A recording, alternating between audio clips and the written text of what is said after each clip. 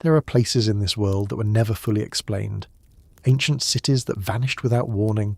Mummies with impossible secrets. Entire civilizations that seem to have disappeared from history itself. And the deeper researchers dig into the past, the stranger everything becomes. Because some discoveries almost feel like they were never meant to be found. From the frozen Dyatlov Pass incident, to the lost colony of Roanoke, hidden underground cities, ancient tombs, forgotten civilizations beneath the ocean, and mysteries buried deep beneath the sands of Egypt. Some of these stories are real, some still can't be explained. So wherever you're watching from tonight, and whatever time it is for you right now, let me know down below. But first, you'll have incredible luck if you like and subscribe before this video ends. Potomsky Crater.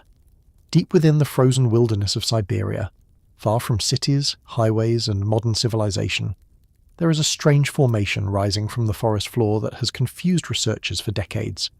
At first glance, it looks unnatural. A massive cone of broken limestone emerging from the earth in the middle of nowhere, almost like a volcanic crater, or the scar left behind by something that fell from the sky. The structure is known as the Potomsky Crater, and even today, nobody fully agrees on what created it. The crater lies deep inside the Irkutsk region of Siberia, one of the most isolated landscapes on Earth. Dense forests stretch endlessly across the terrain. Winter temperatures become brutally cold, and for much of the year, the region feels almost completely disconnected from the modern world. That isolation is part of what makes the mystery so unsettling. Because hidden within that wilderness, the strange stone structure rises unexpectedly from the trees like something ancient and misplaced. The crater itself measures roughly 500 feet across and nearly 130 feet high. Its shape is unusual, a giant mound surrounding a central depression, almost resembling a nest or impact site. From above, it looks less like ordinary geology and more like something deliberately formed. Local people noticed the formation long before scientists arrived, and over time, stories surrounding the site began spreading through nearby communities. Some believed a meteorite caused the crater, others feared something dangerous existed beneath it. A few local legends even described the area as cursed. Animals reportedly avoided the region. Hunters spoke about strange feelings near the site. And because the crater sits in such extreme isolation, the atmosphere around it naturally became mysterious. The modern scientific world first learned about the formation in the mid-20th century.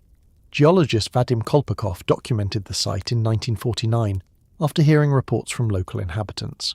Almost immediately, researchers recognized how unusual the structure appeared. At first glance, the most obvious explanation seemed to be meteor impact. Siberia already contains famous impact-related mysteries like the Tunguska event. A crater-like formation in the middle of a remote forest naturally suggested something from space. But there was a problem. No clear meteorite fragments were ever discovered at the site, and geological studies failed to fully match typical impact crater characteristics. That uncertainty launched decades of competing theories. Some researchers proposed volcanic activity. Others suggested underground gas explosions may have forced material upward from beneath the Earth. A few believed unusual geological pressure slowly created the structure over time. But none of the explanations fully solved every mystery surrounding the crater, especially because the formation itself appears relatively young geologically. Studies of nearby tree rings suggest the crater may have formed only a few hundred years ago, possibly even more recently, and yet, no historical records clearly describe the event that created it. No massive explosion documented, no local catastrophe recorded in detail, almost as though the crater simply appeared silently in the Siberian wilderness. That absence of explanation fueled endless speculation. Over time, stranger theories inevitably emerged. Some people believed the crater marked the impact site of an unknown object buried deep underground. Others connected it to UFO theories or hidden military experiments. A few even claimed something beneath the crater remained active or dangerous. Most scientists reject those ideas completely. But the mystery survives because the crater genuinely does not behave exactly like ordinary formations. Its structure remains unusual, and certain expeditions to the site added even more strange details to the story. During one research expedition in 2005, The team leader reportedly died suddenly from a heart attack near the crater. That tragedy intensified local fears and myths surrounding the area. Some people began claiming the site carried strange energy or harmful effects. Again, there is no scientific evidence supporting supernatural claims, but psychologically, isolated places already affect human perception strongly, especially landscapes as remote and harsh as Siberia. The Potomsky crater feels eerie partly because of where it exists. Miles of silent forest surrounding a giant, unexplained stone structure. No nearby civilization, no obvious reason for its presence, only wilderness and questions. Perhaps the most haunting part is how hidden the crater remained for so long. Even today, relatively few people have ever seen it in person. The structure lies so deep within Siberia that reaching it requires difficult travel through remote terrain. That isolation preserves the mystery. Unlike famous archaeological sites crowded with tourists, the Potomsky crater still feels almost untouched by the modern world. And because the crater remains difficult to study fully, definitive answers continue slipping out of reach.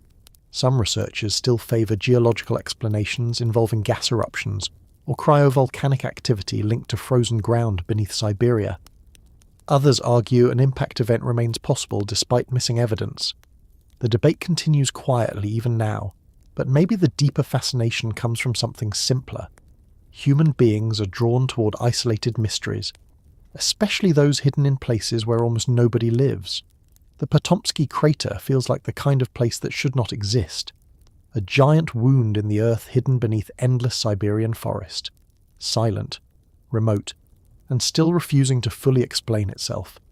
And somewhere in the frozen wilderness of Siberia, the strange crater still rises from the trees exactly where it appeared centuries ago, waiting beneath snow, silence, and unanswered questions. Pedra da Gavia face, high above the coastline of Rio de Janeiro, rising from dense jungle and ocean mist. There is a mountain that appears to have a human face carved into its side. From certain angles, the resemblance feels almost impossible to ignore, a massive stone head staring silently toward the Atlantic Ocean. Sharp features, deep-set eyes, a giant profile emerging from the cliff itself, and for generations, people have asked the same unsettling question. Was it really created by nature, or did someone carve it long before recorded history? The formation is known as Pedra da Gavia, one of the most mysterious landmarks in Brazil, and even today, the giant face remains surrounded by theories involving lost civilizations, ancient explorers, and forgotten human history hidden deep beneath the jungle. Pedra da Gavia rises nearly 3,000 feet above Rio de Janeiro, one of the tallest coastal mountains in the world. Dense tropical forests surround its base while steep stone cliffs tower above the Atlantic. The mountain itself is ancient, formed through natural geological processes over millions of years. But one section of the rock face created something extraordinary. From a distance, erosion patterns combine into features that look remarkably human. A forehead, nose, mouth. Even what appears to be a stern expression carved into the stone. The illusion becomes especially dramatic during certain lighting conditions when shadows deepen the facial appearance across the cliff. And because the face appears so large and distinct, local legends surrounding the mountain began spreading long before modern archaeology existed. Some believed giants carved it. Others claimed ancient civilizations once lived along the Brazilian coast before recorded history. And eventually, theories connected the mountain to one of history's most famous lost civilizations, Atlantis.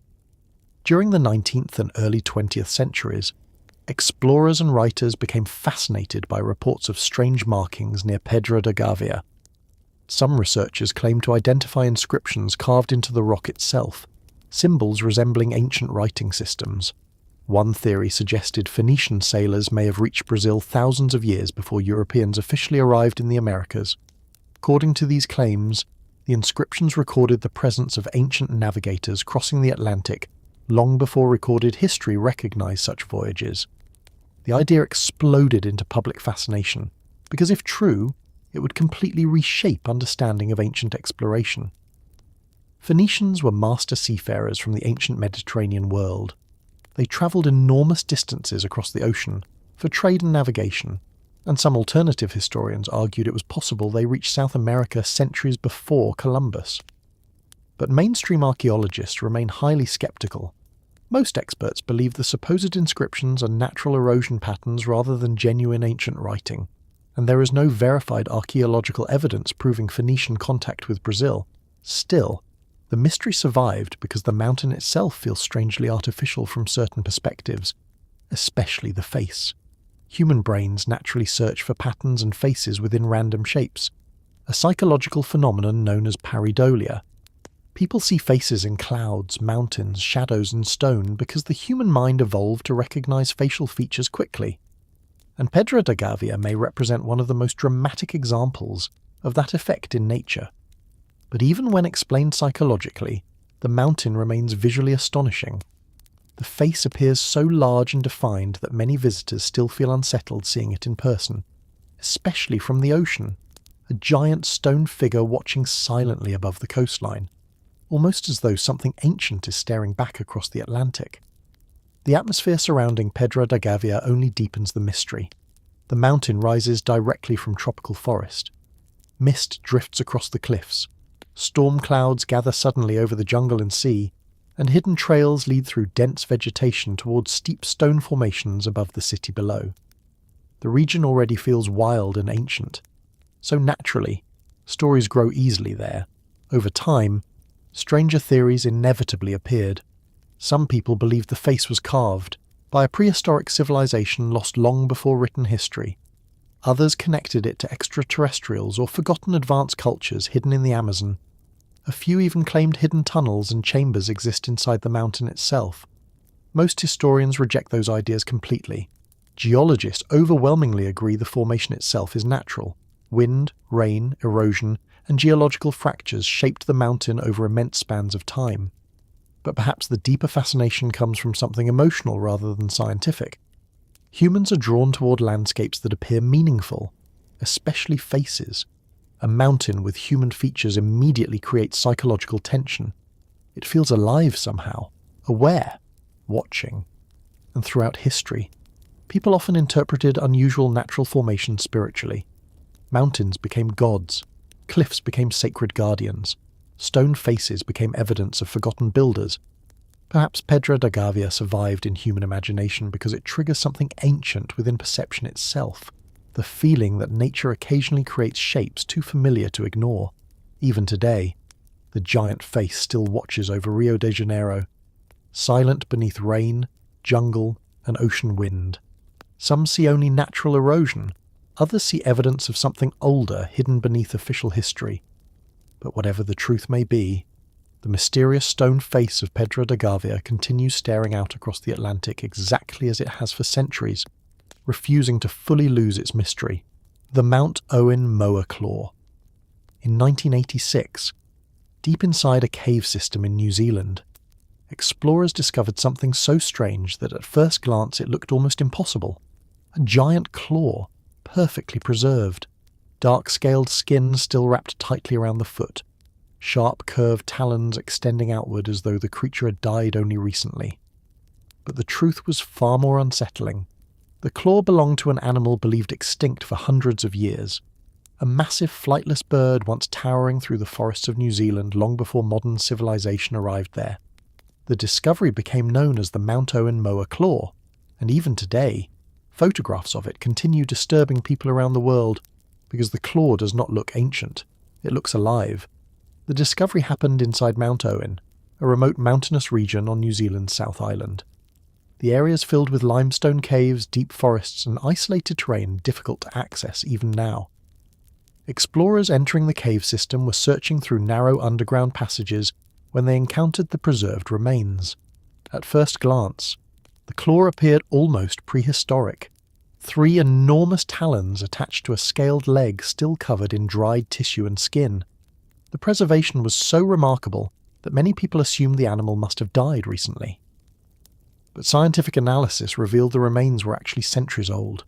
The claw belonged to a moa, one of the largest birds ever to exist. Moa were giant flightless birds native to New Zealand. Some species stood over 10 feet tall when stretching their necks upward. For thousands of years, They dominated the forests and ecosystems of the islands without natural mammalian predators. And because New Zealand remained isolated for so long, evolution there produced animals unlike almost anywhere else on Earth. Birds filled ecological roles mammals occupied elsewhere. Some became enormous, others lost the ability to fly entirely. The moa became one of the most extraordinary examples. For generations, these giant birds moved silently through dense forests while enormous Haast's eagles hunted them from the skies above. An entire prehistoric ecosystem surviving in isolation at the edge of the world. Then humans arrived. Polynesian settlers reached New Zealand around the 13th century. Within a relatively short period of time, hunting and environmental changes devastated moa populations. By around the 15th century, the birds were extinct, gone before Europeans even reached the islands, and because extinction happened so quickly, moa passed almost immediately from reality into legend. Stories about giant birds surviving in remote forests circulated for generations afterward, especially in isolated regions where dense wilderness still covered enormous areas. The Mount Owen claw became so famous because it shattered people's expectations about extinction itself. Most fossils appear skeletal and distant from life. The claw did not. The skin remained preserved. The shape looked recent, almost fresh. And psychologically, seeing soft tissue attached to an extinct creature creates a powerful reaction. It collapses time emotionally. Suddenly the moa no longer feels prehistoric. It feels close, as though the animal could still exist somewhere hidden beyond the forests. The preservation occurred because caves create unusual environmental conditions. Cool temperatures, darkness, and dry airflow can preserve organic material for astonishing lengths of time.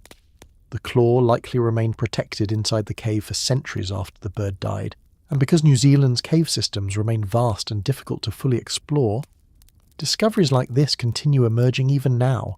Ancient bones, fossils, preserved remains from species long vanished from the Earth. Over time, stranger theories inevitably appeared. Some people believed moa might still survive secretly within remote parts of New Zealand. Others connected the claw to cryptid legends involving giant birds hidden deep in the wilderness. A few even claimed the discovery proved extinction stories were exaggerated or incomplete. Most scientists reject those ideas completely. There is no verified evidence living moa still exist. But the fascination survives because New Zealand itself already feels ancient and isolated. Dense forests covering steep mountains, mist drifting across untouched valleys, caves disappearing beneath remote wilderness. The landscape feels perfectly designed for lost creatures and forgotten worlds, and perhaps that atmosphere helped keep the mystery alive. The claw itself remains one of the most visually haunting extinct animal discoveries ever found. Because unlike skeletons displayed in museums, the Mount Owen claw preserves texture, skin, shape, physical presence. It looks disturbingly modern, almost as though the creature died yesterday rather than centuries ago. That realism forces people to confront something strange about extinction. Species disappear, but traces remain hidden in caves, ice, and stone long after life itself vanishes. And sometimes, those traces return unexpectedly from darkness. Perhaps that is what makes the Mount Owen moa claw feel so unsettling, not simply because it belonged to a giant extinct bird, but because it reminds us how recently entire worlds disappeared from Earth. Forests once filled with towering creatures now completely gone from the living world, and somewhere beneath the mountains of New Zealand, hidden inside dark cave systems, the preserved claw still remains silently curled in darkness, like a fragment of prehistory refusing to fully disappear. The Denisova Cave Mystery, high in the remote Altai mountains of Siberia, surrounded by frozen forests and ancient stone valleys. There is a cave that changed human history forever. At first glance, Denisova Cave appears ordinary. A quiet opening in the mountains, cold air moving through dark chambers beneath the earth. For thousands of years, animals and humans used the cave for shelter against brutal Siberian winters. But hidden inside the dirt beneath its floor, researchers discovered something extraordinary. Evidence of a forgotten type of human being, a species nobody knew had ever existed. The discovery became known as the Denisovans, and even today, the cave continues revealing mysteries about humanity's lost past. Denisova Cave lies deep within southern Siberia, near the borders of Mongolia, Kazakhstan and China. The region feels ancient and isolated even now. Dense forests stretch beneath snow-covered mountains. Winters become harsh and unforgiving, and for tens of thousands of years, humans and animals pass through the cave seeking protection from the cold. Archaeologists first began serious excavations there during the 20th century. At first, the discoveries seemed typical of prehistoric cave research: stone tools, animal bones, signs of ancient fires, fragments of human occupation stretching across enormous spans of time. But then, in 2008, researchers uncovered a tiny fragment of bone unlike anything expected. A small finger bone from a young girl buried deep within the cave sediments. At first glance, the fragment looked insignificant. But modern DNA analysis revealed something astonishing. The genetic material did not belong to modern humans, nor did it belong to Neanderthals. Instead, it came from an entirely unknown branch of humanity, a human relative never previously identified. Scientists named the mysterious group after the cave itself, the Denisovans. The discovery shocked the scientific world, because suddenly, humanity's evolutionary story became far more complicated than previously imagined. For years, many people assumed only modern humans and Neanderthals occupied Eurasia during the Ice Age. Denisova Cave revealed another human lineage existed alongside them, a population surviving across parts of Asia for tens of thousands of years before vanishing into history completely. And perhaps the strangest part is this. Researchers still know remarkably little about what Denisovans actually looked like. Only a few physical remains have ever been identified clearly. Finger bones, teeth, tiny fragments of skeletal material. Yet despite so little evidence, DNA preserved inside those remains transformed understanding of human evolution. Because Denisovans did not simply exist separately from humans, they interacted with them, interbred with them. Even today, traces of Denisovan DNA survive within certain modern human populations, especially among indigenous peoples of Oceania and parts of Asia, meaning fragments of this lost humanity still exist genetically inside living people today. That realization feels almost haunting, an extinct branch of humanity surviving invisibly within modern DNA, a forgotten people leaving echoes of themselves inside future generations. The cave itself deepened the mystery further. Excavations revealed that Denisova Cave was occupied repeatedly across enormous stretches of time.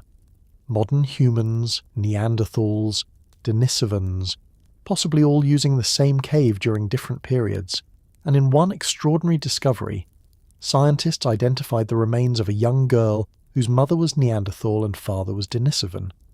Direct evidence that different human species interbred with one another. The ancient world suddenly became far less simple than once imagined. Not one humanity, but multiple human groups sharing the planet simultaneously, meeting, mixing, disappearing. The atmosphere surrounding Denisova Cave feels powerful because of that realization. Standing inside the cave today means standing in a place where entirely different forms of humanity once lived, made tools, lit fires, survived brutal winters beneath the mountains, and then vanished so completely that modern civilization forgot they ever existed until a tiny bone fragment returned them to history. Over time, stranger theories inevitably appeared. Some people imagined Denisovans possessed mysterious abilities or advanced knowledge lost to time. Others connected them to legends about giants or forgotten ancient races. A few even claimed hidden chambers beneath the cave may still contain undiscovered secrets about human origins. Most scientists reject the more extreme ideas completely, but the real mystery already feels extraordinary enough, because Denisova Cave proved how incomplete human history still is. An entire branch of humanity remained unknown until modern DNA technology revealed it hidden inside ancient bones. And if one forgotten human species survived unnoticed until now, researchers naturally wonder what else may still remain buried beneath caves and sediments around the world.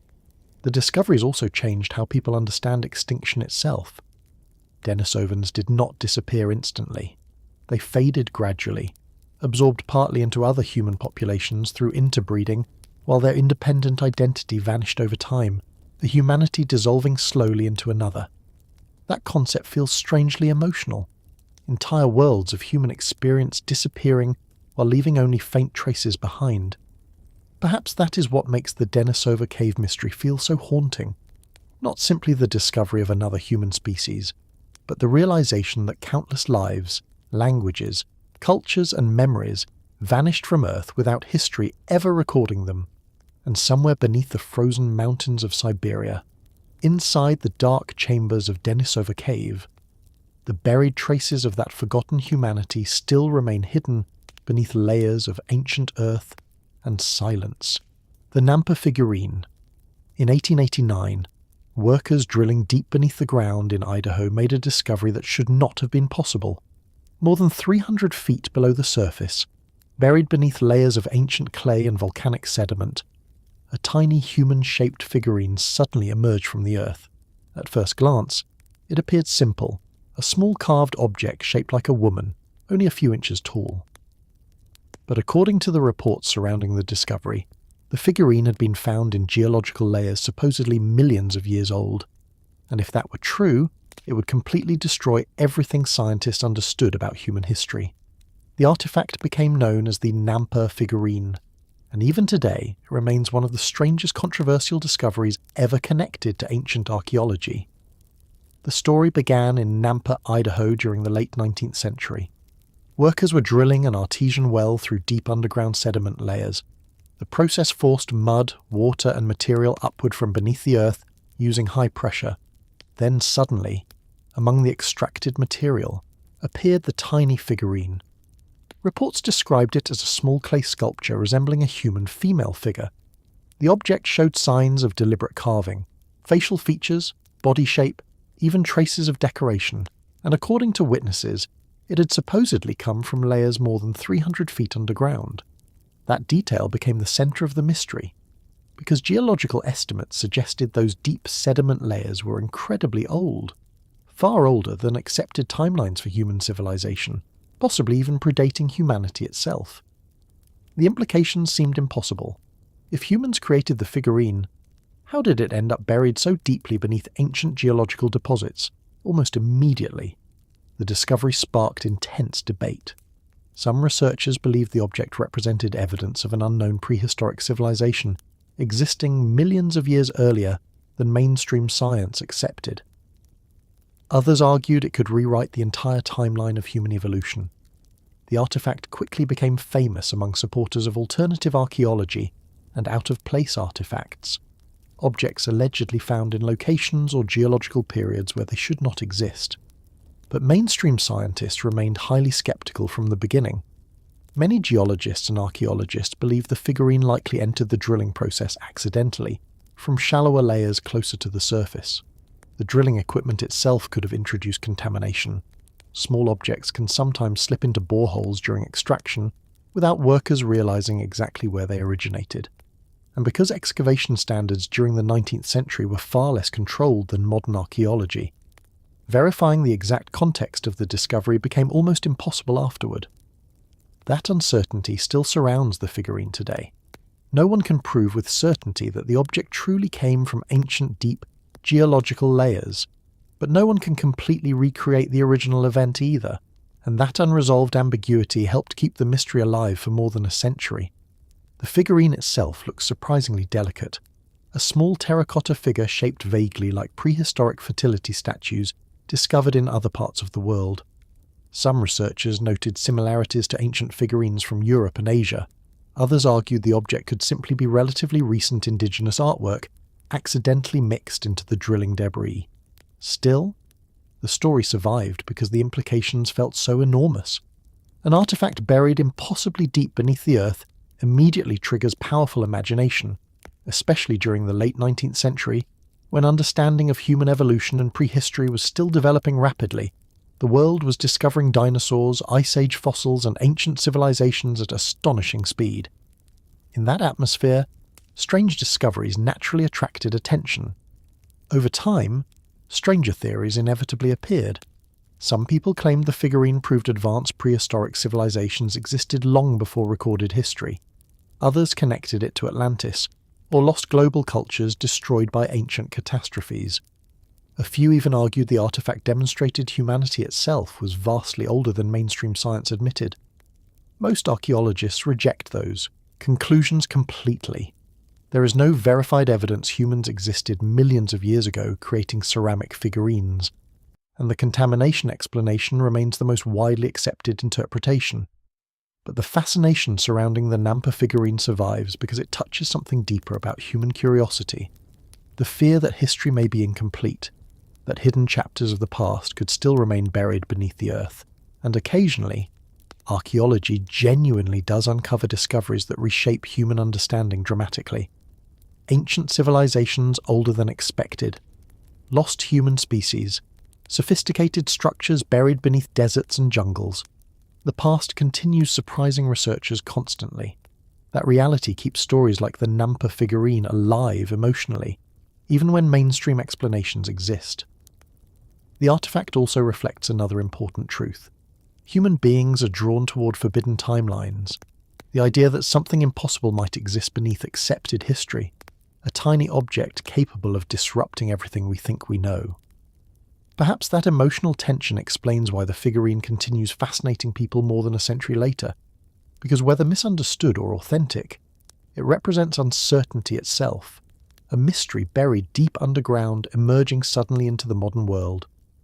And somewhere inside museum collections and old scientific records, the strange little figurine from Nampa still remains, quietly preserving one of archaeology's most controversial and impossible mysteries, the Stargate of Peru. High in the mountains of Peru, near the cold blue waters of Lake Titicaca, there is a strange doorway carved directly into solid stone. No chamber behind it, no tunnel leading anywhere. Only a massive carved frame cut into a cliff face as though it once opened into another world. The structure is known as Aramu Muru, and over time, it became one of the most mysterious and controversial sites in South America. Some local legends describe it as a gateway used by ancient priests. Others believe it was connected to spiritual rituals lost long ago, and online, the site eventually earned a far stranger nickname, the Stargate of Peru. Aramu Muru lies near the border between Peru and Bolivia, in a remote region filled with ancient ruins and sacred landscapes. The entire area surrounding Lake Titicaca carries deep historical importance. Long before the Inca Empire rose to power, earlier civilizations flourished there for thousands of years. Stone temples, ceremonial sites, massive carved monuments scattered across the high-altitude plains. Ancient people considered the region sacred, a place connected to origins, gods, and creation myths. And among those sacred locations, Aramu Muru remains one of the strangest. The structure itself is carved into a large sandstone cliff, roughly 23 feet high and 22 feet wide. At the centre sits a smaller T-shaped recess carved like a doorway. But unlike ordinary entrances, the door leads nowhere. There is no visible room behind it, no hidden passage, only smooth stone. Almost as though the doorway was symbolic rather than functional. That alone created fascination, because humans naturally expect doors to open. Aramu Muru does not. It simply exists carved into the mountain without explanation. Local legends surrounding the site deepened the mystery even further. One of the most famous stories describes an Inca priest named Aramu Muru fleeing Spanish conquerors during the 16th century. According to the legend, the priest carried a sacred golden disc known as the Key of the Gods. He supposedly reached the stone doorway and placed the disc into a small circular depression carved into the rock. Then, according to the story, the doorway began glowing with blue light before opening into another realm. The priest stepped through and vanished forever. Whether myth or folklore, the story transformed the site completely. Suddenly the doorway no longer felt symbolic, it felt forbidden. A portal hidden in the mountains, and because the site already looks visually unusual, the legend spread rapidly among travellers and alternative researchers. Some visitors claim strange sensations occur near the doorway, feelings of energy, vibrations, emotional experiences during meditation. Others describe vivid dreams or unusual psychological effects after visiting the site. Scientists generally attribute those experiences to suggestion, atmosphere, and the emotional impact of sacred environments. But the stories continue, especially because the location itself feels isolated and ancient. Wind moving across empty highlands, cold mountain silence surrounding the carved stone. The atmosphere naturally encourages imagination. Mainstream archaeologists believe Aramumuru was likely a ceremonial or religious site created by pre-Inca cultures in the region. The doorway may have symbolized spiritual transition or connection with sacred realms within local cosmology. Many ancient civilizations created symbolic doorways representing passage between worlds, and because the Andes carried rich traditions involving mountains, spirits, and cosmic journeys, the carving fits naturally into that spiritual landscape. But the mystery survives because no definitive explanation for the site exists. No inscriptions clearly describe its purpose. No surviving texts explain who carved it or why. And unlike temples filled with chambers and artifacts, Aramumuru remains strangely empty, just a doorway leading nowhere visible. Over time, stranger theories inevitably appeared. Some people believed the site functioned as an interdimensional portal used by ancient civilizations. Others connected it to extraterrestrials or forgotten advanced cultures hidden in South America long before the Inca. A few even claim the doorway becomes active during certain cosmic alignments or altered states of consciousness.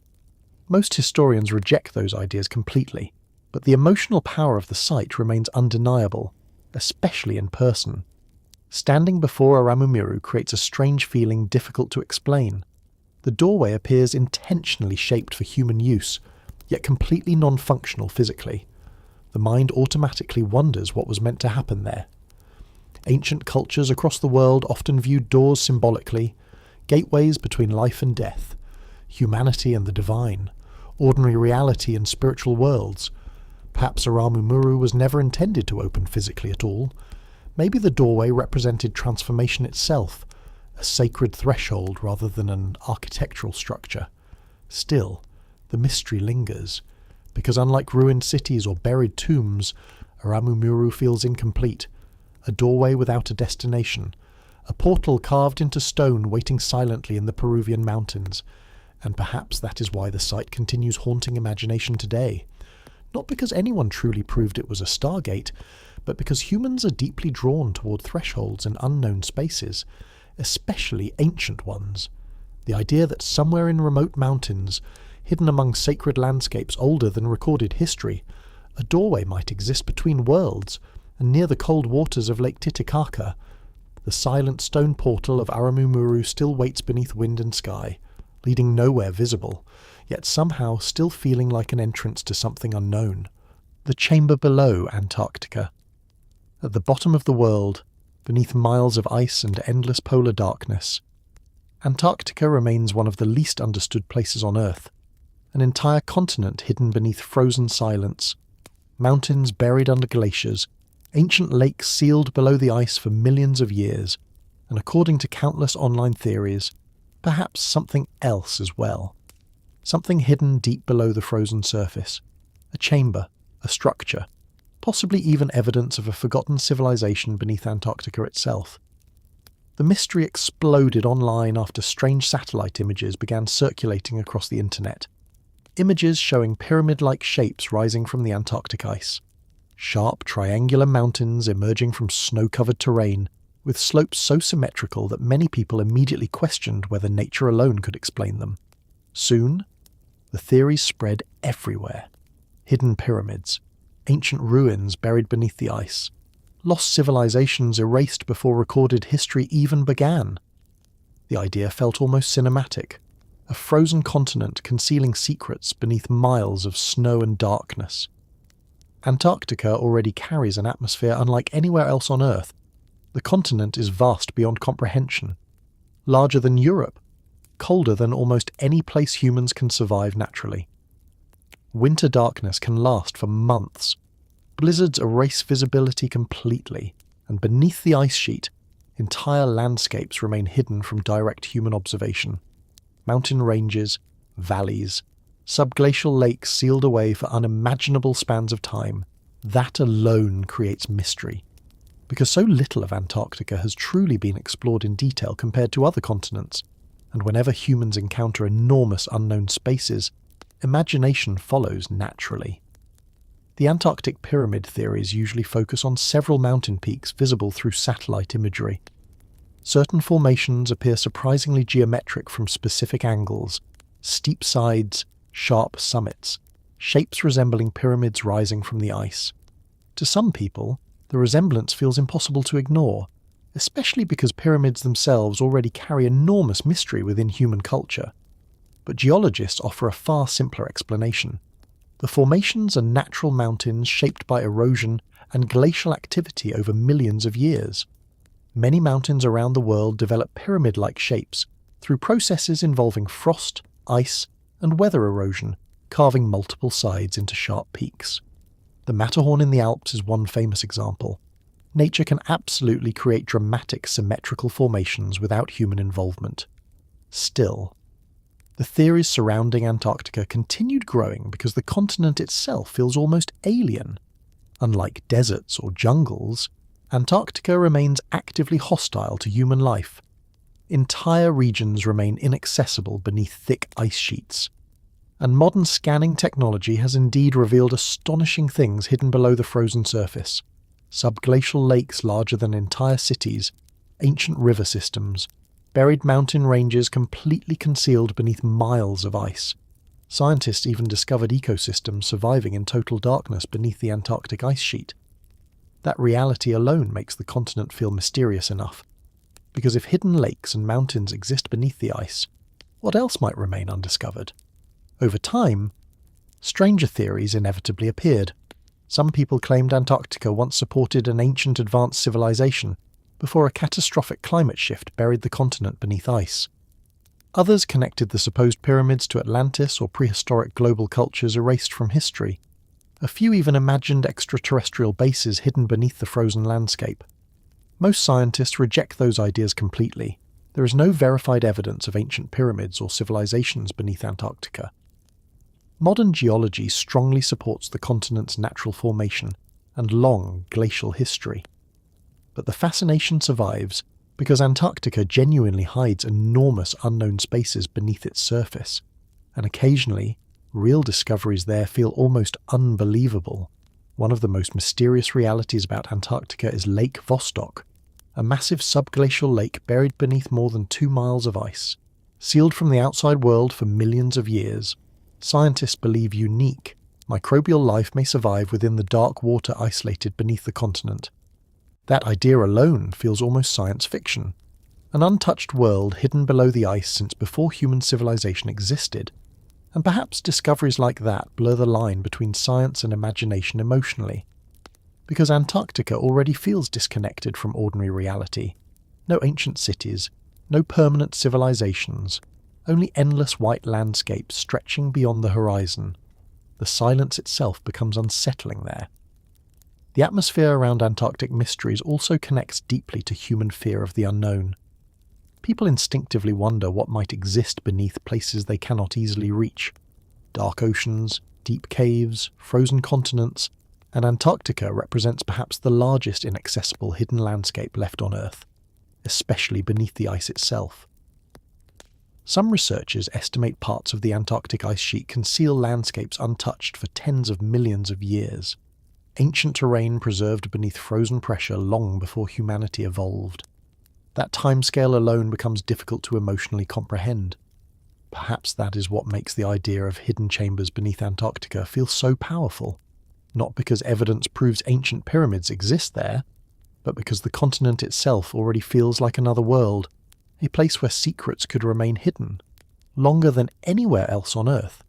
And somewhere beneath the frozen silence of Antarctica, below mountains, glaciers, and endless ice, entire landscapes still remain unseen in darkness, waiting beneath one of the last great unknown regions of the planet, the underground city built for giants.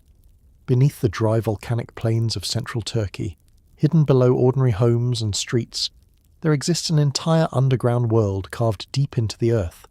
Massive stone passageways, hidden chambers descending level after level into darkness, ventilation shafts stretching deep underground, storage rooms, temples, living quarters, an entire city concealed beneath the surface for centuries.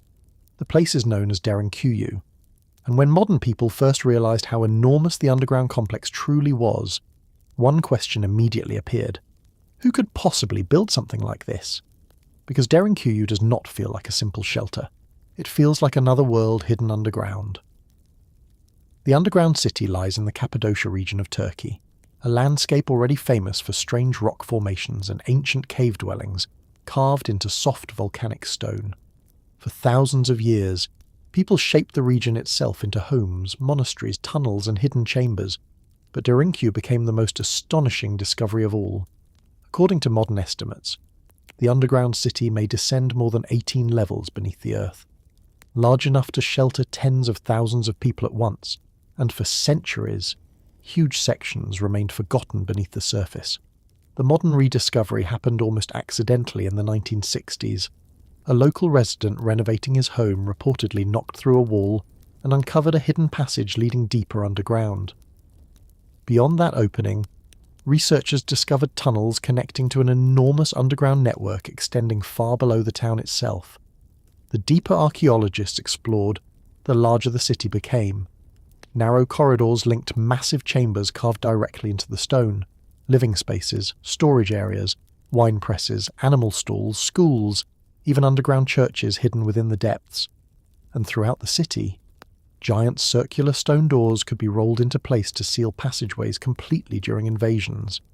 The engineering alone felt astonishing, especially considering the age of the site. Historians believe sections of Derinkuyu may date back thousands of years, possibly originating with ancient Phrygians before later expansion by Byzantine populations and other cultures over centuries. Different civilizations appear to have reused and enlarged the underground complex repeatedly across history. But even knowing that, the scale still feels difficult to comprehend emotionally.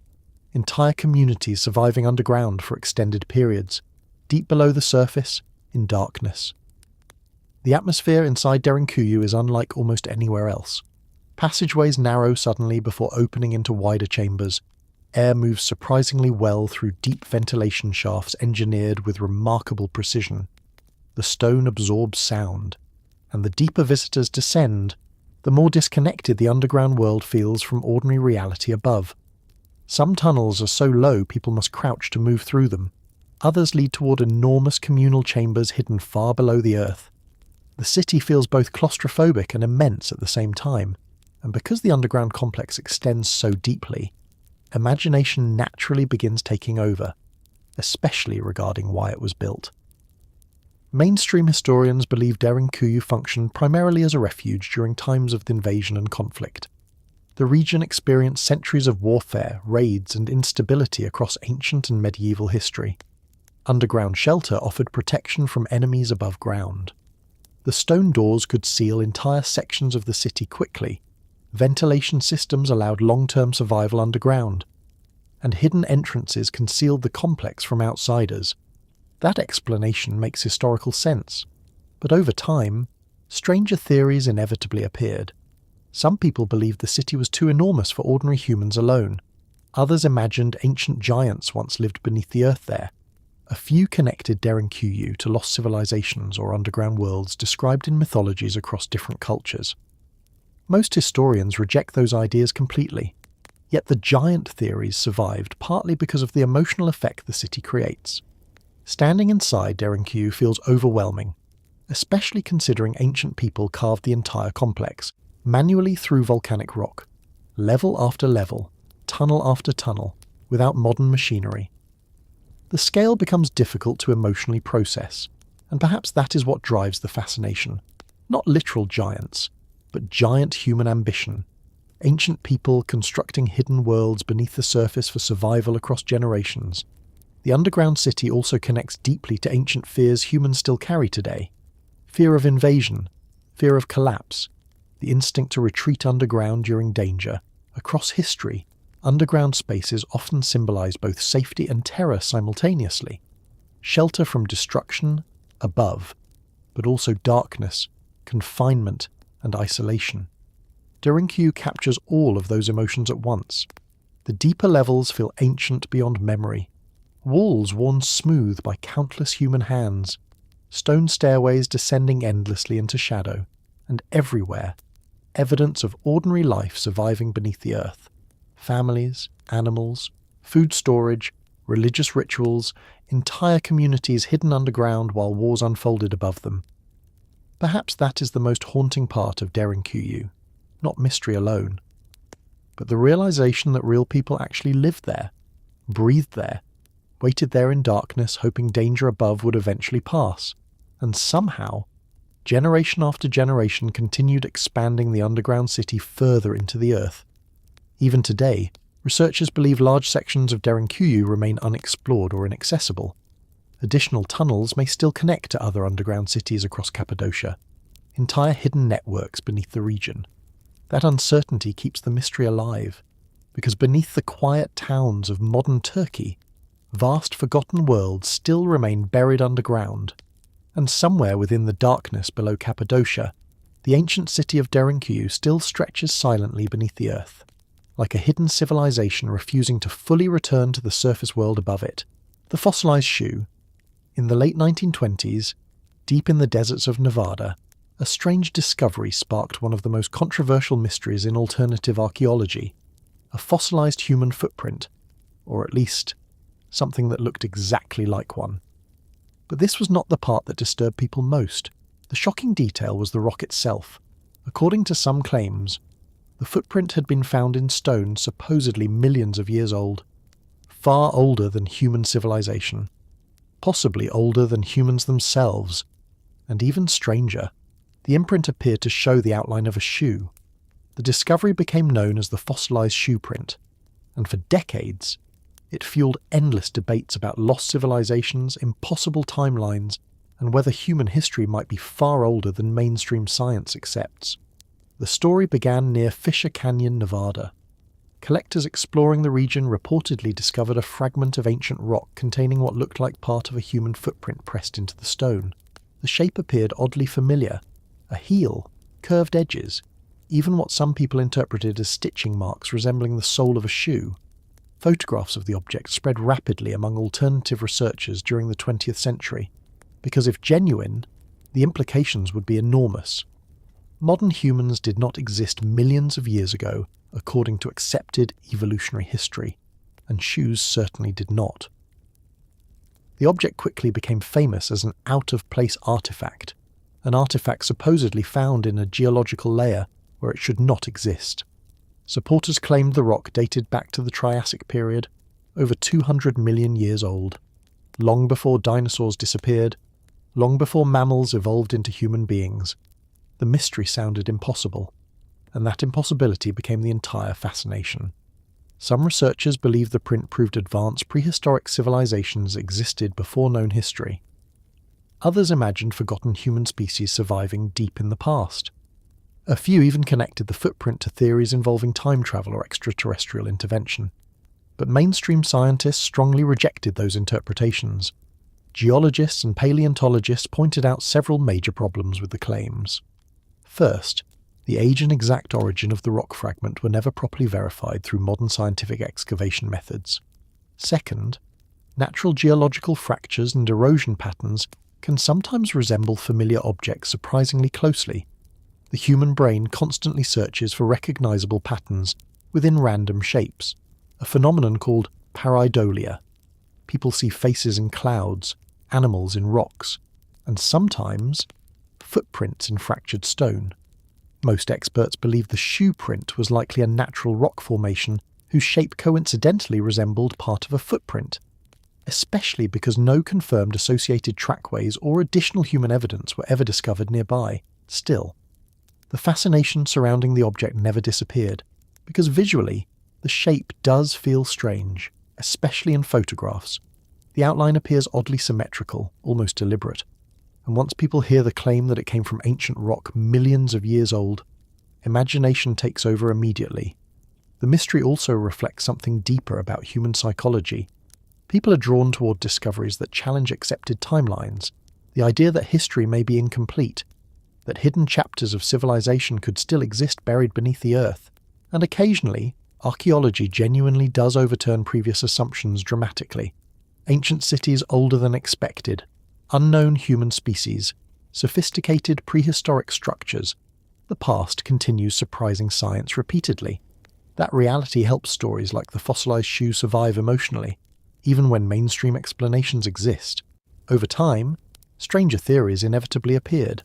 Some people believed the print belonged to survivors of a lost advanced civilization destroyed before recorded history began. Others connected it to Atlantis or forgotten global catastrophes erasing earlier human cultures. A few even claimed giant ancient humans once walked the earth beside dinosaurs. Most historians and scientists reject those ideas completely. There is no verified evidence humans existed during the age of dinosaurs, and no confirmed fossilized human footprints from those eras have survived scientific examination. But perhaps the deeper fascination comes from something more symbolic. Footprints represent presence, proof that something once stood in a place long after it disappeared. A fossilized footprint millions of years old would feel like a message crossing impossible spans of time, a sign that history itself might not be what we think. And maybe that emotional tension explains why the mystery continues haunting people, because humans instinctively wonder whether the past is truly understood or only partially uncovered. The Earth itself preserves traces of forgotten worlds everywhere. Fossils buried beneath mountains, ancient footprints frozen in volcanic ash, creatures extinct long before humanity existed. The planet remembers enormous stretches of time humans struggle to comprehend emotionally, and occasionally, strange shapes emerge from stone that seem to blur the boundary between reality and imagination. Perhaps the fossilized shoe mystery survives because it sits exactly on that boundary. Half geology, half illusion, a shape hidden inside ancient rock that still makes people question what they are really seeing. And somewhere in old collections and faded photographs, the strange imprint from Nevada still remains. A silent fragment of stone continuing to provoke one impossible question. What if something walked there long before history began? Machu Picchu and the lost cities, high above the clouds of Peru, hidden among sharp green mountains and endless mist. There is a city that feels less like a ruin and more like a dream. Stone stairways climb impossibly steep cliffs. Terraces disappear into drifting fog. Ancient walls stand silently at the edge of enormous valleys thousands of feet above the earth. And for centuries, the outside world did not know the city existed at all. The place is called Machu Picchu, one of the most mysterious lost cities ever discovered, and even today, standing among its ruins creates the feeling that something ancient is still watching from the mountains. Machu Picchu lies deep within the Andes Mountains of Peru, surrounded by jungle-covered peaks and dangerous ravines. The location itself feels almost impossible. The city sits more than 7,000 feet above sea level on a narrow mountain ridge between towering cliffs. Clouds move constantly through the valleys below, and from certain angles, the ruins seem to float above the world itself. Historians believe Machu Picchu was built during the 15th century by the Inca civilization under Emperor Pachacuti. The Incas became one of the greatest empires in South America before Spanish conquest changed the continent forever. They constructed roads stretching thousands of miles across mountains, deserts, and forests. Stone cities connected by astonishing engineering. Terraced agriculture carved directly into steep mountainsides. And among all their achievements, Machu Picchu became the most legendary, partly because of how perfectly hidden it remained. When Spanish conquistadors invaded the Inca Empire during the 16th century, Machu Picchu appears to have escaped destruction. The city was abandoned at some point during the collapse of the empire, then slowly, jungle and mist reclaimed it. For centuries, the outside world largely forgot it existed. Local indigenous communities still knew of the ruins hidden in the mountains, but internationally, Machu Picchu remained almost invisible until American explorer Hiram Bingham brought global attention to the site in 1911. The rediscovery transformed the city into one of the world's greatest archaeological wonders, because Machu Picchu did not feel ordinary. The stonework alone appeared astonishing. Massive blocks cut and fitted together with extraordinary precision. No mortar between many stones. Earthquake-resistant construction surviving centuries of instability high in the Andes. The Incas shaped the city directly into the mountain itself. Terraces flowing naturally along the ridges. Temples aligned carefully with celestial events and sacred geography. Everything seemed intentional, almost impossibly harmonious with the landscape around it. And because the city was hidden for so long, mystery naturally surrounded it. Why was it built in such an inaccessible place? What was its true purpose? Historians still debate those questions today. Some researchers believe Machu Picchu functioned as a royal estate for Inca rulers. Others argue it held deep ceremonial and astronomical significance. Perhaps both were true simultaneously. The Incas viewed mountains as sacred living beings connected to spiritual power. Machu Picchu's location may have carried enormous symbolic importance within that worldview. But over time, stranger theories inevitably appeared. Some people believed the city was far older than the Inca Empire itself. Others claimed lost civilizations originally built the foundations long before recorded South American history. A few even connected Machu Picchu to Atlantis or extraterrestrial influence because of the precision stonework. Most historians reject those ideas completely. Archaeological evidence strongly connects the city to Inca civilization. Yet the emotional reaction people experienced there remains difficult to explain. Machu Picchu does not simply look ancient. It feels hidden, almost protected. The atmosphere changes constantly as mist moves through the ruins. One moment the city appears clearly beneath sunlight. The next, clouds swallow entire sections into white silence. That shifting environment creates a dreamlike feeling unlike almost anywhere else on Earth. The surrounding Andes only deepen the mystery. Sharp peaks rise in every direction. Jungle covers steep valleys below. Ancient trails disappear into remote. Mountains once connected through the vast Inca road system. And beyond Machu Picchu itself, countless ruins still remain hidden throughout Peru. Lost cities swallowed by vegetation, stone terraces buried beneath forests, forgotten ceremonial sites scattered across isolated mountain regions. Even today, archaeologists continue discovering previously unknown structures deep within the Andes and Amazon. The Inca world was far larger and more complex than early explorers realized. Perhaps that is why Machu Picchu became symbolic of all lost cities emotionally.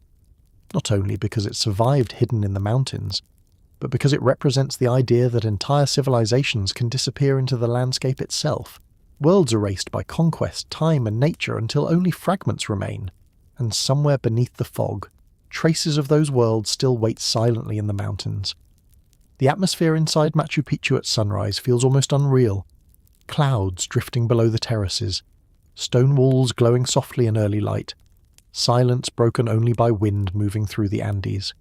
It becomes easy to understand why ancient people considered places like this sacred. The city feels suspended between earth and sky, between history and myth. Perhaps that is the true mystery of Machu Picchu, not hidden treasure or forgotten technology, but the realization that ancient civilizations built places of astonishing beauty and complexity in landscapes modern people still struggle to fully comprehend. And high in the mountains of Peru, above the clouds and jungle below, the lost city still remains exactly where the Andes have protected it for centuries, silent beneath mist, stone, and sky. The tomb of Qin Shi Huang. Beneath a green hill in central China, sealed below layers of earth and silence for more than 2,000 years, lies one of the greatest unopened tombs in human history. An underground empire built for a dead emperor, hidden chambers filled with unimaginable treasures, rivers said to flow with liquid mercury, and somewhere deep within the burial complex, the tomb of the man who unified China itself. The ruler was Qin Shi Huang, China's first emperor, and even today, nobody has entered his main burial chamber. The mystery surrounding the tomb began long before modern archaeology existed. Ancient Chinese historians described the burial complex in astonishing detail.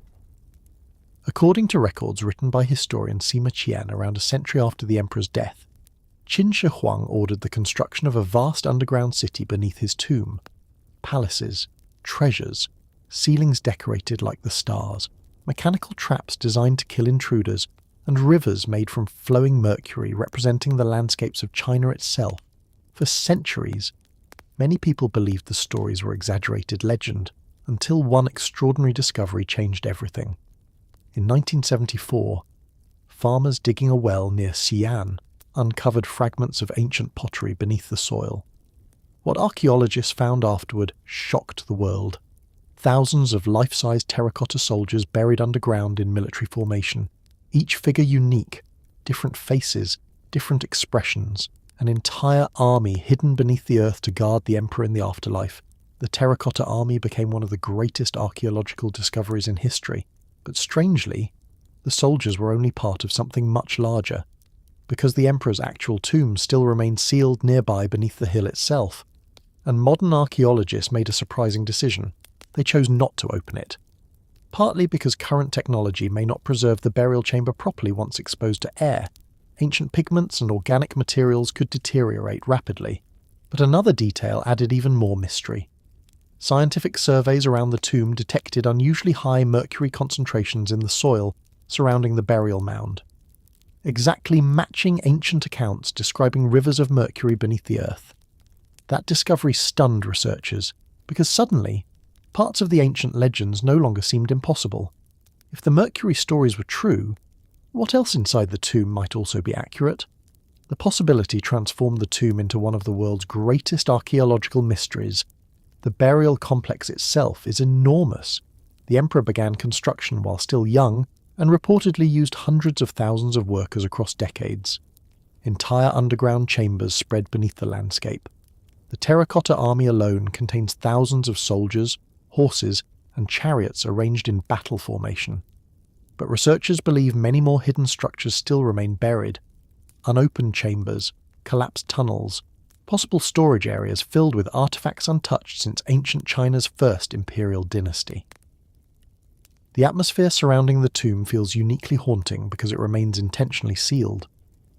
Unlike Egyptian pyramids and many ancient royal tombs looted or opened centuries ago, Qin Shi Huang's central chamber still waits in darkness exactly as ancient builders left it. No modern eyes have seen inside. That alone creates powerful fascination, especially considering who the emperor was. Qin Shi Huang unified China in the 3rd century BCE after centuries of warfare between rival states. He standardized currency, writing systems and measurements across the empire. Massive construction projects reshaped the country, including early sections connected to what later became the Great Wall. But he was also feared, obsessed with immortality, determined to extend his power beyond death itself. Ancient accounts describe the emperor searching constantly for elixirs of eternal life. Ironically, some historians believe mercury-based substances consumed during those searches may have contributed to his death. And now, according to legend, mercury still flows through the sealed world beneath his tomb. Over time, stranger theories inevitably appeared. Some people believed hidden technologies or ancient secrets remain preserved inside the burial chamber. Others imagined traps still functioning beneath the earth after 2,000 years. A few even claim the tomb contains evidence of forgotten knowledge far beyond ancient China. Most historians reject the more extreme theories completely, but the mystery survives because so much remains unknown. Modern scanning technology reveals underground anomalies beneath the mound, possible chambers, hidden structures, yet the central tomb remains unopened, frozen between history and imagination. The terracotta army itself deepens the emotional impact. Thousands of silent soldiers standing underground in darkness for over 2 millennia. Faces modelled after real human beings. Weapons once polished and deadly. An army waiting eternally for an emperor long gone. The scale feels almost surreal. An entire underground world built solely for the afterlife of one ruler. Perhaps that is what makes the tomb of Qin Shi Huang feel so haunting. Not simply the hidden treasure or Mercury legends, but the realization that ancient civilizations invested unimaginable effort preparing for death and eternity. Entire armies buried underground, cities recreated beneath the earth, empires extending into darkness after life ended above. And somewhere beneath the green hill near Xi'an, sealed behind earth, mercury, and silence. The unopened tomb of China's first emperor still waits exactly where it has rested for more than 2,000 years. Curse of King Tut's tomb. In 1922, deep within Egypt's Valley of the Kings, archaeologists uncovered a tomb hidden beneath the desert for more than 3,000 years. Inside waited golden treasures beyond imagination. Statues, jewellery, sacred objects untouched since the age of the pharaohs, and at the centre of it all, the mummy of a young king named Tutankhamun. The discovery became one of the greatest archaeological events in human history, but almost immediately, something darker began spreading around the tomb. Stories of sudden deaths, strange illnesses, mysterious accidents, and whispers of an ancient curse waiting inside the burial chamber.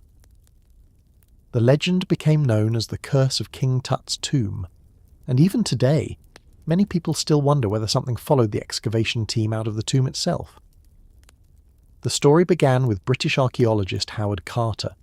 For years, Carter searched Egypt's Valley of the Kings, believing one royal tomb still remained undiscovered beneath the sand. Most ancient tombs had already been looted centuries earlier, but Carter refused to give up. Then finally, after years of excavation, workers uncovered stone steps descending into the earth. A sealed doorway followed, then another, and behind them, untouched chambers filled with treasures hidden since ancient Egypt. When Carter first peered through a small opening into the tomb using candlelight, he reportedly described seeing wonderful things. Golden shrines filled the chambers, carved statues stood silently in darkness. Everything appeared frozen in time. The discovery shocked the world instantly, but alongside excitement, rumours began spreading almost immediately. Some newspapers claimed inscriptions near the tomb warned of death coming to anyone who disturbed the pharaoh's rest. One famous version described the curse as, "Death shall come on swift wings to him who disturbs the peace of the king." The exact authenticity of such inscriptions remains heavily debated, but the idea captured public imagination perfectly. Ancient Egypt already carried enormous mystery, hidden tombs, mummies, beliefs about the afterlife and supernatural protection. The notion of a curse guarding a pharaoh's burial felt almost inevitable. Then something happened that transformed rumour into legend. Lord Carnarvon, the wealthy sponsor financing Carter's excavation, died suddenly only months after the tomb's opening. He suffered an infected mosquito bite that reportedly became fatal after complications. Almost immediately, newspapers connected the death to the curse, and the strange details only intensified the fear. According to popular stories, lights across Cairo briefly went out at the moment of Carnarvon's death. His dog back in England supposedly howled and died the same night. Whether exaggerated or not, the story exploded globally. Suddenly every illness, accident or death connected to the excavation became part of the curse narrative. Over the following years, several individuals associated with the tomb died under various circumstances, some from illness, others from unrelated causes, and because human beings naturally search for patterns during tragedy, the deaths began feeling connected emotionally, especially beneath the atmosphere of ancient Egypt. Dark tombs sealed for millennia, mummies wrapped in silence, warnings carved into stone. The public fascination became enormous. Newspapers amplified every detail dramatically. The curse of King Tut became one of the most famous supernatural legends of the 20th century. But mainstream historians and scientists remain skeptical. Many researchers point out that numerous people involved in the excavation lived long, normal lives afterward, including Howard Carter himself, who survived for many years after opening the tomb. Statistically, the deaths connected to the curse may not be unusual considering the number of individuals involved and the medical realities of the time period. Some scientists proposed more practical explanations as well. Ancient tombs sealed for centuries can contain mold, bacteria, and airborne toxins potentially harmful when disturbed. Others argue stress, media hysteria, and coincidence fueled the legend far more than any supernatural force. Yet despite rational explanations, the curse story never disappeared. Because, emotionally, the atmosphere surrounding Tutankhamun's tomb feels powerful even today. The Valley of the Kings itself carries strange silence. Narrow passages descending beneath the desert, burial chambers hidden deep underground, ancient walls covered with scenes of gods guiding souls through the afterlife, and within Egyptian belief, tombs were sacred spaces protected spiritually for eternity. Ancient Egyptians genuinely feared disturbing the dead improperly. Protective rituals surrounded royal burials carefully, so even if no literal curse existed, the emotional idea behind it connected deeply to ancient culture itself. Over time, stranger theories inevitably appeared. Some people believed priests intentionally designed traps or toxins to protect tombs from intruders. Others imagined supernatural guardians attached to royal mummies. A few even claimed ancient Egyptian rituals invoked forces modern science could not explain. Most historians reject those ideas completely. But the fascination survives because King Tut's tomb feels different from ordinary archaeology. It was not simply discovered, It was awakened, an untouched royal burial returning suddenly into the modern world after thousands of years of silence. The treasures themselves deepened the effect. Golden masks, black statues watching from shadows, the preserved body of a teenage king lying inside nested coffins beneath layers of gold and stone. Everything about the tomb feels cinematic, almost unreal. Perhaps that is why the curse legend became so powerful, not because evidence proved supernatural deaths occurred, but because the tomb itself carried enormous psychological weight. A sacred world disturbed after thousands of years. Ancient death crossing suddenly into modern life. And somewhere beneath the desert of Egypt, inside the silent chambers of Tutankhamun's tomb, the mystery of the curse still lingers between history, fear, and legend. The 10,000-year-old sunken city off Cuba, deep beneath the waters of the Caribbean Sea, far below the surface near the western coast of Cuba. Sonar scans once revealed something that should not have been there. Massive stone formations resting on the ocean floor, geometric shapes, straight lines, structures appearing almost like roads, pyramids, and buildings hidden beneath the deep water, and according to early reports, the formations may have rested more than 2,000 feet below the surface. The discovery immediately triggered one terrifying possibility. What if an ancient city had sunk beneath the ocean thousands of years ago? The mystery became known as the sunken city off Cuba, and for years, people around the world wondered whether the ruins could represent evidence of a lost civilization swallowed by the sea long before recorded history began. The story began in 2001. A Canadian exploration company working with Cuban authorities was surveying the ocean floor near the Guanahacabibes Peninsula in western Cuba. Using side-scan sonar technology, researchers searched beneath the deep waters for geological formations and possible shipwrecks. Then suddenly, unusual shapes appeared on the scans, symmetrical patterns spread across the seabed, rectangular forms, objects resembling large stone blocks arranged deliberately. Some structures even appeared pyramid-like. The images immediately shocked the exploration team, because the formations did not resemble ordinary underwater debris, at least not at first glance. Soon afterward, robotic underwater vehicles were sent deeper to investigate. The cameras captured blurry images of large stone-like formations covered in sediment. Some appeared stacked or arranged unnaturally. Others looked almost carved, and according to some reports, the formation stretched across a surprisingly large area beneath the ocean. The possibility became irresistible to the public imagination. If the structures were truly artificial, they would likely date back to a period when sea levels were far lower during the end of the last ice age. Possibly more than 10,000 years ago. That would make the site far older than the pyramids of Egypt, older than known cities, older than most accepted timelines for advanced civilization itself. The theory spread rapidly. Some researchers suggested the site may represent the remains of a prehistoric coastal civilization submerged when rising seas flooded ancient shorelines after the Ice Age. Others connected the ruins to Atlantis almost immediately, a lost city destroyed beneath the ocean and forgotten by history.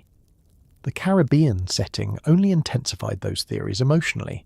Warm waters hiding ancient secrets beneath darkness, an entire city sleeping on the ocean floor. Over time, stranger ideas inevitably appeared. Some people believed the underwater formations proved advanced civilizations existed before recorded history. Others imagined catastrophic floods wiping entire cultures from the earth thousands of years ago. A few even claimed the structures showed evidence of impossible engineering hidden beneath the sea. Most mainstream scientists remain highly skeptical. Many geologists argue the formations are likely natural rock structures shaped by geological processes rather than human construction.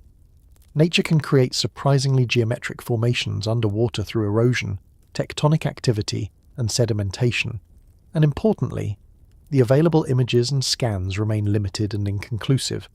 No large-scale excavation has confirmed the existence of an actual underwater city. Part of the problem involves depth. The site lies extremely deep beneath the ocean surface, far deeper than most known ancient submerged coastal settlements.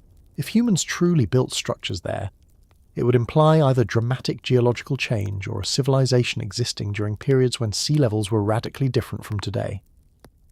That possibility feels extraordinary, but extraordinary claims require extraordinary evidence, and so far definitive proof remains elusive.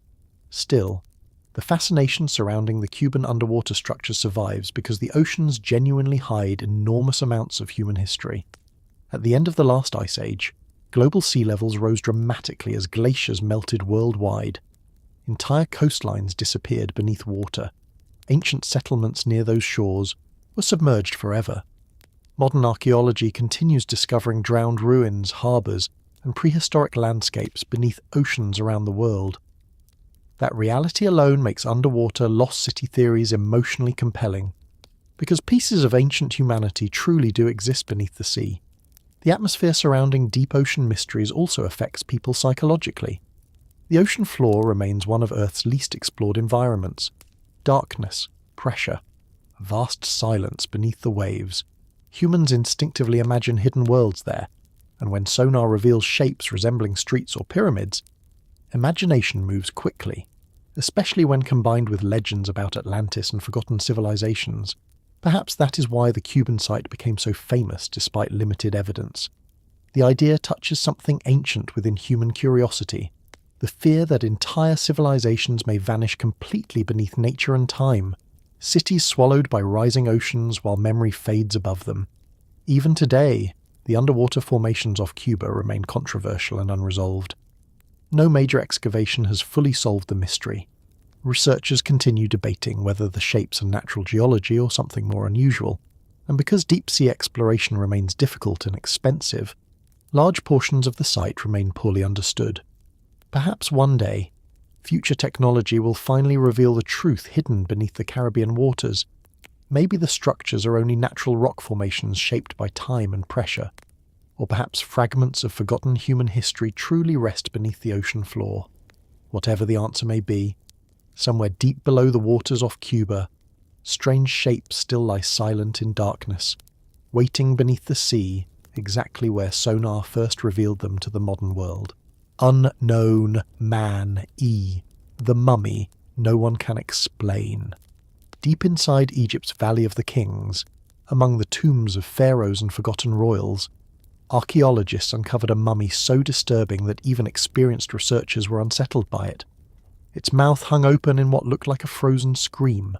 The body appeared twisted unnaturally. No royal wrapping covered the corpse properly, and unlike honoured Egyptian burials prepared carefully for the afterlife, this individual seemed treated with fear, almost disgrace. For years, nobody fully understood who he was. The mummy became known simply as Unknown Man E, and even today, his identity remains one of the most haunting mysteries in ancient Egypt. The discovery happened in the late 19th century when archaeologists uncovered a hidden royal cache near Deir el-Bahari. The cache contained dozens of royal mummies secretly reburied by ancient priests trying to protect them from tomb robbers during periods of chaos in Egypt. Famous pharaohs rested there, kings, queens, powerful rulers from Egypt's greatest dynasties, but among them, one mummy looked completely different from the others. The body of Unknown Man E shocked researchers immediately. Most royal mummies were carefully prepared through elaborate embalming rituals, bodies wrapped precisely, faces calm and preserved. But Unknown Man E appeared disturbed. His mouth remained wide open, his limbs looked tense, and strangely, instead of fine linen wrappings associated with nobility, the body had been wrapped in animal skin. That detail alone carried enormous meaning in ancient Egypt. Animal skins were often considered ritually impure in royal burial contexts. To wrap someone that way may have symbolized dishonor or punishment. Even stranger, the mummy appeared not to have received proper embalming procedures normally given to Egyptian elites. The body looked hurriedly preserved, almost improperly buried, yet despite this strange treatment, he was hidden among royal mummies inside one of Egypt's most important burial caches. That contradiction created enormous mystery. Who was this man? And why did ancient Egyptians seem to fear or reject him even after death? Over time, theories began emerging. Some historians suspected Unknown Man E may have been connected to one of ancient Egypt's darkest royal conspiracies. The plot against Pharaoh Ramesses III. Ramesses III ruled during the 20th dynasty and faced political turmoil near the end of his reign. Ancient court records known as the Judicial Papyrus describe a conspiracy involving palace officials and one of the king's secondary wives attempting to assassinate the pharaoh and place her son on the throne. The prince connected to the plot was named Pentawere. According to the records, the conspiracy failed, punishments followed, and the prince was reportedly forced to take his own life. That possibility changed everything, because some researchers began wondering whether unknown Mani might actually be Prince Pentawere himself, a disgraced royal executed or driven to suicide after betraying the king. The strange burial suddenly made horrifying sense. Royal blood, but dishonoured, connected to the royal family, yet denied proper burial rites. And perhaps most unsettling of all, the expression frozen across the mummy's face. The so-called screaming mummy appearance became legendary. To modern eyes, the open mouth looks terrifying, as though the man died in agony or terror. Some early researchers even believed he may have been buried alive or poisoned. But modern science offers more practical explanations. After death, muscles and ligaments relax naturally. If the jaw is not secured properly during mummification, the mouth can remain open permanently. The expression may not reflect suffering at all. Yet emotionally, the image remains deeply disturbing, especially inside the atmosphere of ancient Egypt. Dark tombs beneath the desert, bodies preserved for eternity, faces surviving thousands of years in silence. The Valley of the Kings already feels haunted by history itself. Narrow passages descending underground, walls covered with scenes guiding souls through the afterlife and among all the royal dead. Unknown man. E appears uniquely tragic, a man who seems caught between royalty and punishment. Modern DNA studies added even more intrigue to the mystery. Genetic analysis suggests unknown man. E was likely closely related to Rameses III himself, possibly his son. That evidence strengthened the Pentawere theory dramatically. Researchers now believe there is a strong possibility the mummy truly belongs to the disgraced prince connected to the assassination plot. If true, the mummy becomes more than an archaeological mystery. It becomes evidence of betrayal, political violence, and royal fear frozen physically into the ancient world. Over time, stranger theories inevitably appeared. Some people believed the mummy was cursed, others imagined supernatural punishment connected to the pharaoh's murder. A few even claimed the expression preserved at death reflected terror beyond ordinary human experience. Most historians reject those ideas completely, but the emotional impact of the mummy remains undeniable. Unknown man E feels different from other Egyptian mummies. Not peaceful, not majestic, but restless somehow. The body carries visible tension even after thousands of years, and perhaps that is what makes the mystery so haunting. Not simply the uncertain identity, but the realization that ancient Egypt was not only pyramids and gold, it was also conspiracy, fear, betrayal, and human tragedy. Real people caught in deadly struggles for power beneath the grandeur of empire, and somewhere inside the silent chambers of Egypt's royal dead, the screaming face of unknown Mani still remains frozen in darkness, preserving one final expression nobody can fully explain: the giant predatory worm. Deep beneath the ocean floor, hidden inside ancient rock layers older than the dinosaurs themselves, scientists uncovered evidence of a creature so strange that it almost sounds fictional. A giant predatory worm, a living nightmare buried within prehistoric seas, armed with enormous jaws capable of dragging prey into darkness beneath the mud. And according to fossil evidence, some of these creatures may have grown far larger than modern marine worms ever should. The discovery transformed understanding of ancient oceans completely, because long before giant reptiles ruled the earth, something else was already hunting beneath the seafloor, silent, hidden, waiting beneath the sediment for prey to pass overhead. The creature most often connected to these discoveries belongs to a group of ancient marine predators known as polychaete worms, specifically giant species related to the terrifying modern bobbit worm.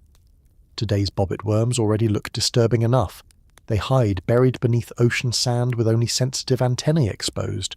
Then suddenly, they explode upward with incredible speed, grabbing fish and dragging them underground. Some modern specimens grow nearly 10 feet long.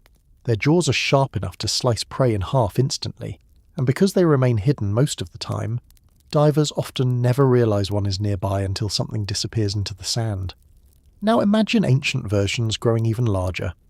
That possibility emerged after paleontologists studying prehistoric seabeds discovered enormous spiral burrows and fossilized traces unlike anything expected. The structures appeared far too large for ordinary marine worms. Some fossilized tunnels measured several feet across. Others showed evidence of violent predatory behavior preserved in ancient sediment. Researchers eventually concluded that giant ambush predators likely created them. Massive marine worms hidden beneath prehistoric oceans hundreds of millions of years ago. One of the most famous examples became known informally as the giant predatory worm, after researchers discovered unusual fossil traces from the Paleozoic era. Some burrows showed signs of sudden collapse and violent movement associated with ambush hunting behavior. The predators may have remained buried beneath soft seafloor sediment, waiting motionless until prey passed above. Then suddenly, they struck upward with terrifying speed before dragging victims underground. The thought alone feels deeply unsettling, because humans instinctively fear hidden predators, especially creatures concealed beneath surfaces we cannot see. And ancient oceans were filled with such horrors. Long before familiar marine life evolved, Earth's seas contained alien ecosystems unlike anything alive today. Giant arthropods, armoured fish, massive sea scorpions, strange soft-bodied predators drifting through dark prehistoric waters. The giant worms became part of that forgotten nightmare world. Over time, online stories exaggerated the creatures even further. Some claims described worms hundreds of feet long, hiding beneath deserts or ocean floors. Others connected them to cryptid legends like the Mongolian death worm, a mythical creature said to live beneath the sands of the Gobi Desert. In those legends, enormous worms supposedly emerge from underground to attack animals and humans. Most scientists reject such stories completely. There is no verified evidence gigantic worms survive today beyond known marine species, but the fossil discoveries themselves remain extraordinary enough. Because giant ambush worms genuinely did exist in Earth's ancient oceans, and modern bobbit worms already demonstrate how horrifying such predators can appear even at smaller sizes. The atmosphere surrounding prehistoric ocean life feels especially unsettling because it remains difficult to emotionally comprehend. Ancient seas were not peaceful blue worlds filled with familiar animals. They were evolutionary battlefields spanning hundreds of millions of years. Entire groups of creatures evolved into forms that now feel almost alien. And because soft-bodied animals rarely fossilize well, many prehistoric marine organisms remain poorly understood even now. Researchers often reconstruct ancient ecosystems from traces alone: burrows, jaws, impressions left behind in stone, fragments of a world long vanished. Perhaps that uncertainty itself creates fascination. The realization that enormous predators once hid beneath ancient oceans, while life slowly evolved above them. Creatures surviving in darkness beneath prehistoric seas long before human beings existed. The giant worm mystery also touches something primal within human fear. Fear of what moves unseen below surfaces, underground, underwater, beneath sand and mud. Humans evolved to fear sudden movement from hidden places, and giant ambush worms represent exactly that ancient terror. A predator you never see until it is already too late. Even today, modern ocean exploration occasionally uncovers strange deep-sea worms and creatures unlike anything most people expect to exist. Transparent predators, bioluminescent organisms, animals surviving near volcanic vents beneath crushing pressure and total darkness. The oceans still contain mysteries humanity barely understands, and compared to prehistoric oceans, modern seas may actually seem tame. Perhaps that is what makes the giant predatory worm feel so haunting. Not because it was supernatural, but because it was real. A living predator hiding beneath ancient seas while Earth itself was still young, silent beneath the sediment for millions of years, waiting for movement above, and somewhere inside ancient rock layers beneath the Earth, the fossil traces of those prehistoric hunters still remain buried in darkness, preserving echoes of one of the ocean's oldest nightmares, the Dyatlov Pass incident. In the winter of 1959, 9 experienced hikers disappeared deep within the frozen Ural Mountains of Soviet Russia. Weeks later, rescuers finally found their campsite abandoned in the snow. The tent had been sliced open from the inside, boots and supplies remained behind, and footprints showed the group had fled into the darkness barefoot. directly into brutal sub-zero temperatures.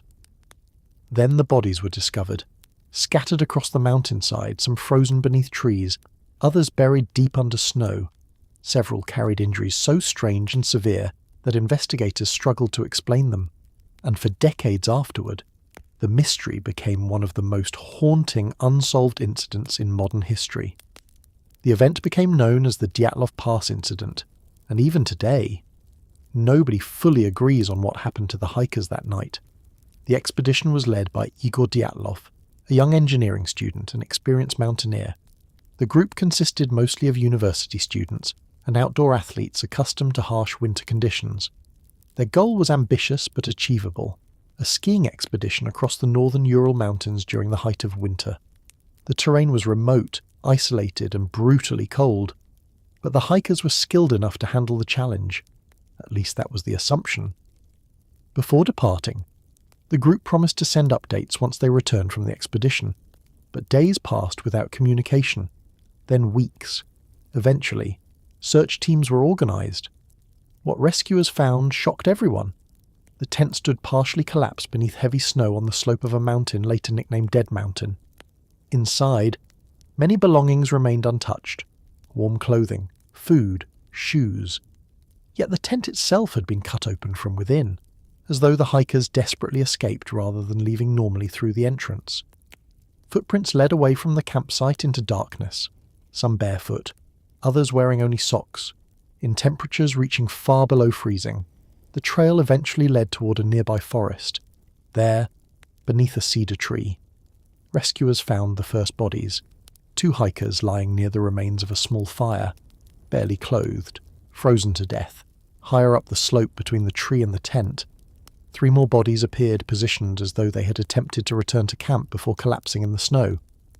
At first, investigators assumed hypothermia caused the tragedy. But then the remaining bodies were discovered weeks later beneath deeper snow inside a ravine, and suddenly, the mystery became far darker.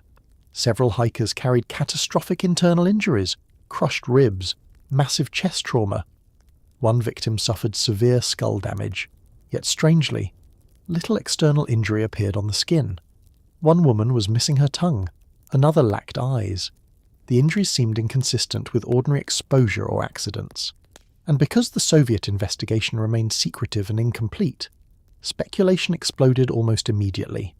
The official conclusion stated the hikers died because of an unknown compelling force. That vague explanation only intensified the mystery. Over time, countless theories emerged: avalanche, military experiments, secret weapons testing, paranormal attacks, Yeti encounters, even extraterrestrial involvement. Some reports claimed strange orange lights were seen in the sky near the mountains around the time of the incident. Others pointed to traces of radiation reportedly found on certain clothing items. The Soviet Union's secrecy during the Cold War fueled suspicion further. Many believed authorities hid the true explanation intentionally. But mainstream researchers generally favour more practical theories. One leading explanation involves a small avalanche or snow slab collapse.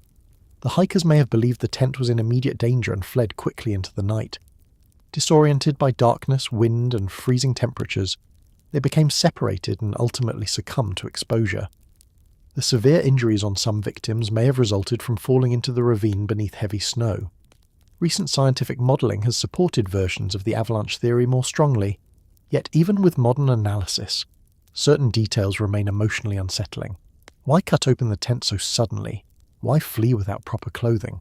Why travel so far into the freezing darkness instead of returning immediately? And why did experienced hikers behave in ways that still feel almost irrational?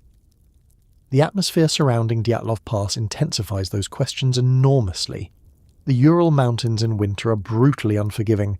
Endless snowfields, violent winds, total darkness after sunset, isolation so complete that rescue becomes nearly impossible quickly.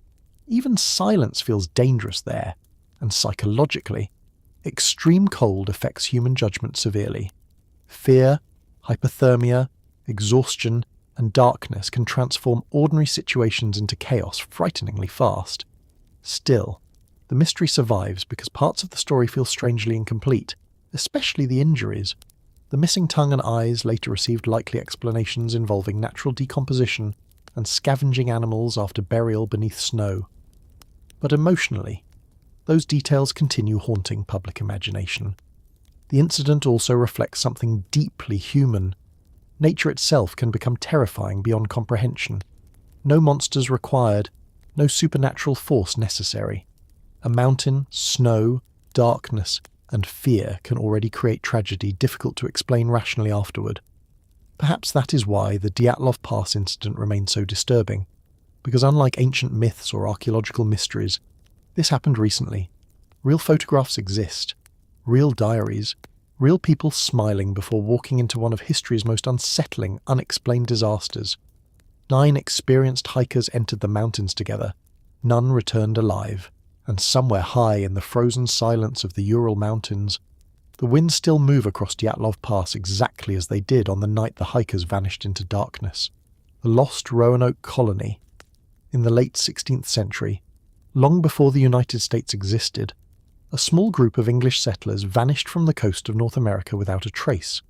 No bodies, no battle remains, no clear signs of destruction, only an abandoned settlement standing silent beside the wilderness, and carved into a wooden post, a single mysterious word. Croatoan. The event became one of history's most haunting disappearances, the mystery of the lost Roanoke colony, and even after more than 400 years, nobody knows for certain what happened to the settlers who disappeared into the forests of the New World. The story began in 1587. England hoped to establish a permanent colony along the Atlantic coast of North America before rival European powers expanded further into the region. A group of around 115 settlers arrived on Roanoke Island, located in what is now North Carolina. Men, women, children, families attempting to build a life in an unfamiliar land thousands of miles from home. Among them was Virginia Dare, the first English child born in the Americas. The colony's governor, John White, soon returned to England to gather additional supplies.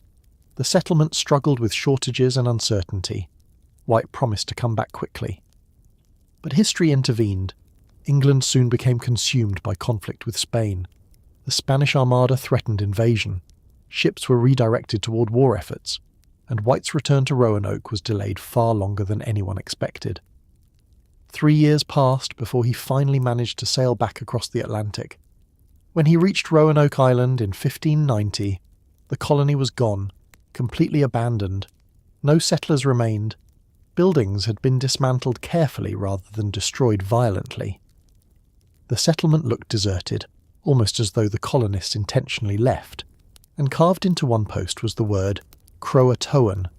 Another partial carving nearby simply read, Crew. That was the only major clue. Before leaving England years earlier, White and the colonists had agreed on a signal system. If they relocated voluntarily, they would carve the name of their destination. If they were under attack or in danger, they would add a cross-shaped distress mark. No distress symbol appeared. That detail suggested the settlers may have left willingly. Croatoan referred to a nearby island inhabited by indigenous peoples, allied with some English settlers. Today the island is known as Hatteras Island. White immediately wanted to search there for survivors, but storms and dangerous conditions prevented a full expedition. Eventually, he was forced to return to England without answers, and the mystery only deepened over time. What happened to the colonists afterward? Did they integrate with local indigenous communities? Did famine, disease, or conflict destroy them later? Or did something else happen entirely within the wilderness? Historians today generally believe at least some Roanoke settlers likely joined nearby indigenous groups in order to survive. Evidence suggests interactions between colonists and local tribes occurred regularly before the disappearance, and in the harsh conditions of early colonial America, cooperation may have become necessary. Some later reports from explorers described indigenous communities with grey eyes or European features. Others mentioned stories of outsiders absorbed into native populations generations earlier. But definitive proof never emerged. No confirmed remains, no complete records, only fragments. That uncertainty transformed Roanoke into legend, especially because the timing feels so eerie. An entire colony vanishing during one of history's earliest English settlements in North America. The wilderness surrounding Roanoke intensified the fear. To Europeans arriving from across the ocean, the forests of the New World felt enormous and unknowable, dense woods stretching endlessly inland, unknown animals, unfamiliar diseases, powerful storms along the coast, and indigenous cultures the settlers barely understood. The environment itself felt overwhelming. People disappeared easily there. Over time, stranger theories inevitably appeared. Some people believed supernatural forces destroyed the colony. Others imagined secret massacres hidden by history. A few even connected Roanoke to paranormal legends involving curses, ghosts, or interdimensional disappearances. Most historians reject those ideas completely, but emotionally, the mystery survives because human beings fear unexplained abandonment, empty homes, missing people, signs of sudden disappearance without closure. The abandoned colony became symbolic of that fear, a settlement standing silent beside the Atlantic while its inhabitants simply vanished into history. The word Croatoan itself added enormous psychological power to the legend. A final message left behind, cryptic, incomplete, almost cinematic in its simplicity. One word surviving where an entire community disappeared. And because no definitive answer ever arrived, imagination continued filling the silence across centuries. Even today, archaeologists continue investigating the mystery. Excavations on Roanoke Island and nearby regions occasionally uncover artifacts connected to early English settlers. Pottery, tools, fragments of colonial life buried beneath the earth. Some evidence supports the theory that survivors scattered into multiple locations rather than disappearing all at once. But no discovery has fully solved the mystery. Perhaps that is why Roanoke continues haunting people, not because it involves impossible supernatural events, but because it reflects the fragility of human survival at the edge of the unknown. A small colony standing between civilization and wilderness, then slowly fading from history till only one carved word remained behind, and somewhere along the stormy coast of North Carolina, beneath forests, marshes, and shifting sands, the final fate of the lost Roanoke colony still remains hidden in silence. The Lost Library of Alexandria. In the ancient world, there once existed a place where humanity tried to gather all knowledge beneath one roof. Scrolls from Egypt, Greece, Persia, India, Mesopotamia, mathematics, astronomy, philosophy, medicine, history, poetry. Entire civilizations preserved in ink and papyrus beside the Mediterranean Sea.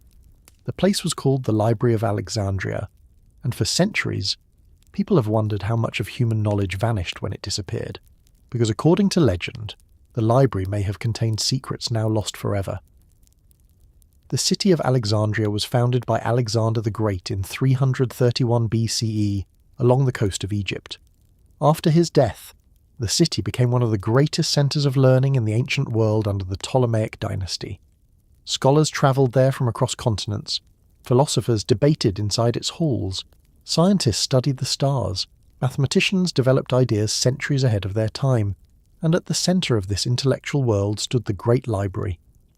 Ancient rulers reportedly obsessed over collecting texts from every known civilization.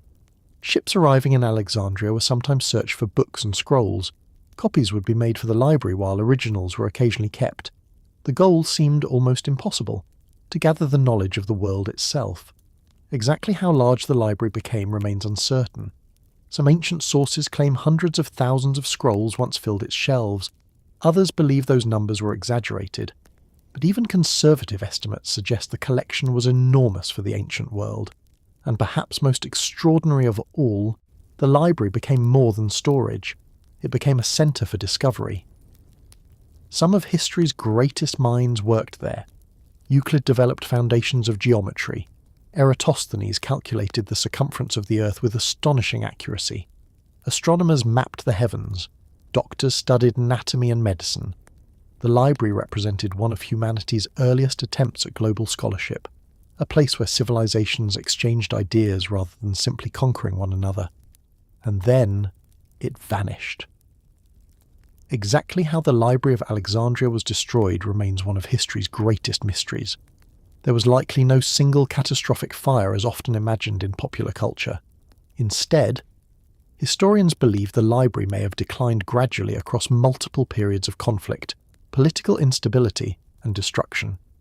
Part of the collection may have been damaged during Julius Caesar's campaign in Alexandria in 48 BCE.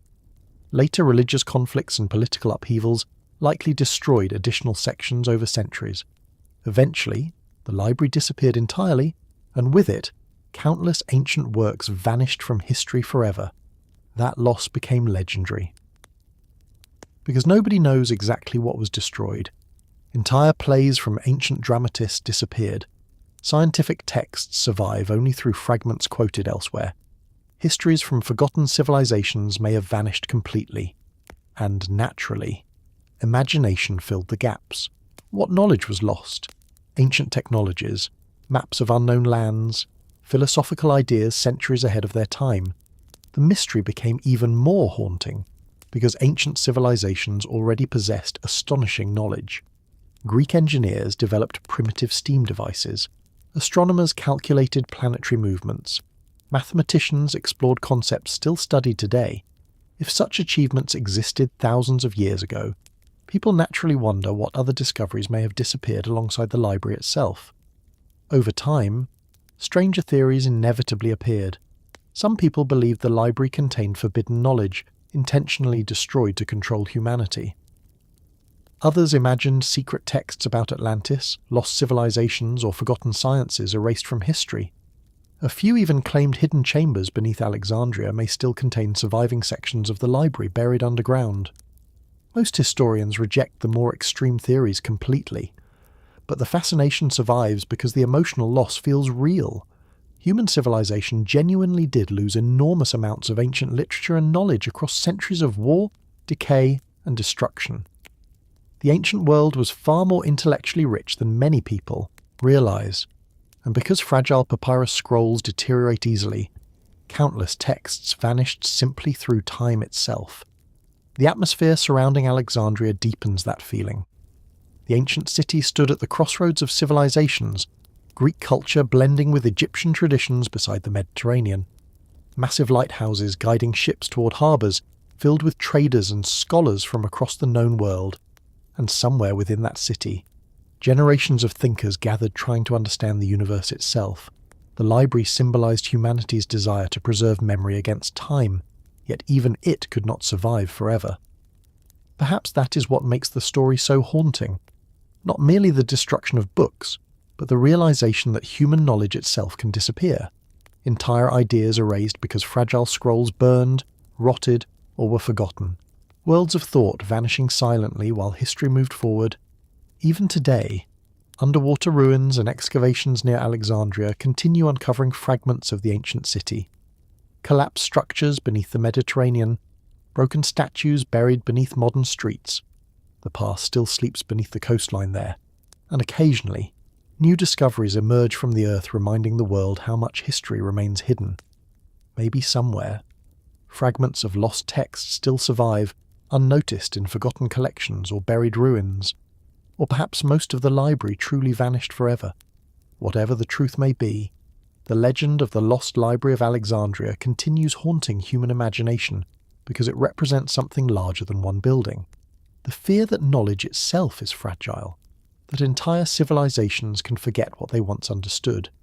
And somewhere beneath the ancient coast of Egypt, the memory of the world's greatest lost library still lingers in silence beside the sea.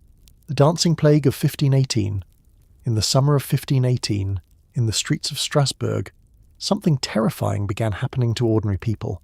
Without warning, a woman stepped into the street and started dancing. Not celebrating, not performing, dancing uncontrollably beneath the heat of the summer sun. Hours passed, then an entire day. Still she continued. Soon, others joined her, then dozens more, people dancing through exhaustion, pain and collapse as though trapped inside a nightmare they could not escape. The event became known as the Dancing Plague of 1518, and even now, historians still debate what truly caused one of the strangest outbreaks in human history. Strasbourg at the time belonged to the Holy Roman Empire. The city already suffered under enormous stress, famine, disease, religious fear, extreme poverty. Life during the early 16th century could be brutal and uncertain. Many people lived surrounded by death constantly, and in that atmosphere, strange beliefs flourished easily.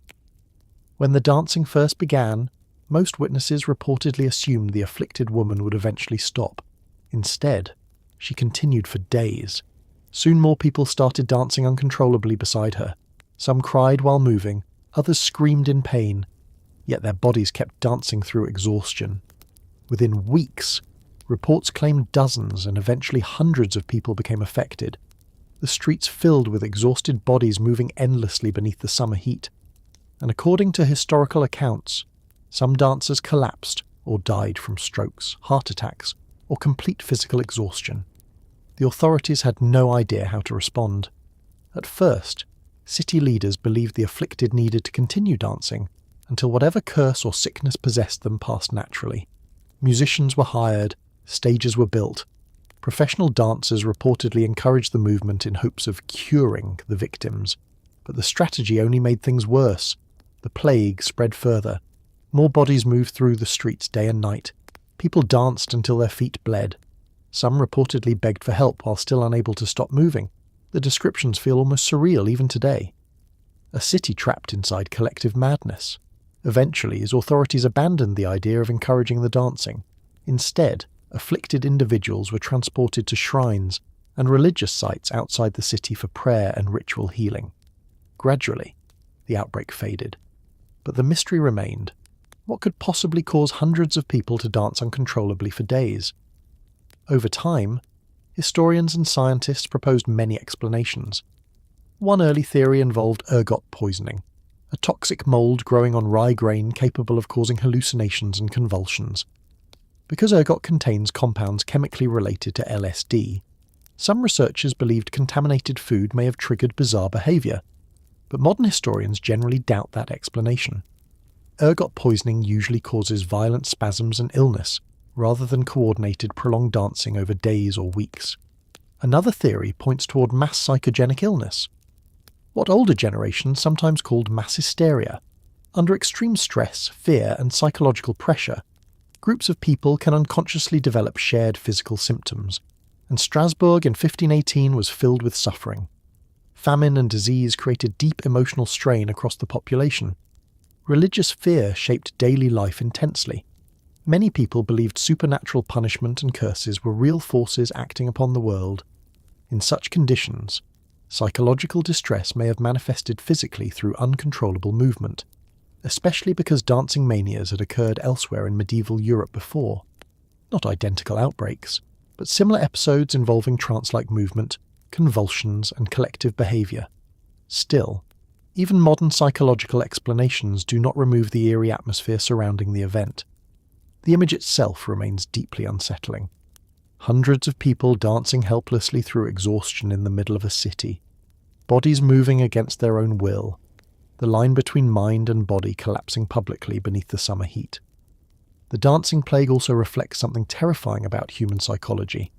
Crowds can influence emotion and behaviour in powerful ways. Fear spreads, panic spreads, belief spreads, and sometimes, under extreme conditions, entire communities begin behaving in ways difficult to explain rationally afterward. The event feels especially haunting because it happened during recorded history. Real documents survive describing the outbreak. Real people witnessed it. This was not ancient mythology. It unfolded in city streets while ordinary life continued around it. Over time, stranger theories inevitably appeared. Some people believed demonic possession caused the dancing. Others imagined secret poisons, rituals, or supernatural punishment from God. A few modern conspiracy theories even connect the event to hidden experiments or unknown environmental toxins. Most historians reject those ideas completely, but perhaps the deeper mystery is simpler and more frightening. Human beings do not fully understand the limits of collective fear and psychological stress. The human mind can shape the body in extraordinary ways under certain conditions, and history contains many moments when entire societies behave strangely under pressure. Perhaps that is why the dancing plague still disturbs people today. Not because it involved monsters or ghosts, but because it revealed something unstable within human behaviour itself. A crowd moving uncontrollably through fear, exhaustion, belief, and panic. An entire city watching helplessly while bodies dance toward collapse beneath the summer sky. And somewhere within the old streets of Strasbourg, the memory of the dancing plague still lingers quietly in history, one of humanity's strangest and most unsettling mysteries.